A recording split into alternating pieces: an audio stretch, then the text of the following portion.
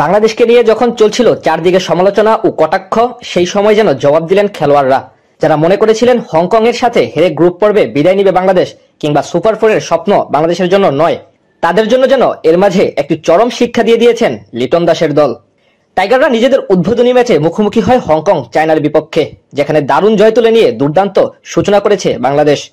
শুরুতেই আম্পায়ারের বিতর্কিত সিদ্ধান্তে জিসান আলীর গুরুত্বপূর্ণ উইকেট হাতছাড়া হলেও সাকিব, তাসকিন ও রিশাদদের দুর্দান্ত বোলিংয়ে 143 রানে থামে হংকং এর ইনিংস। তিনজনেই নেন দুটি করে উইকেট। জবাবে ব্যাটিংয়ে কিছুটা ধীরগতির সূচনা হয়। ওপেনাররা ব্যর্থ হলেও লিটন ও হৃদয়ের জুটি ম্যাচের নিয়ন্ত্রণ আনে। যদিও তাদের ব্যাটিং ছিল অনেকটা ওয়ান ডে মেজাজে, তবুও জয় নিশ্চিত করতে সমস্যা হয়নি। শেষ দিকে লিটনের দ্রুত রান দলের জয় আরও সহজ করে দেয়।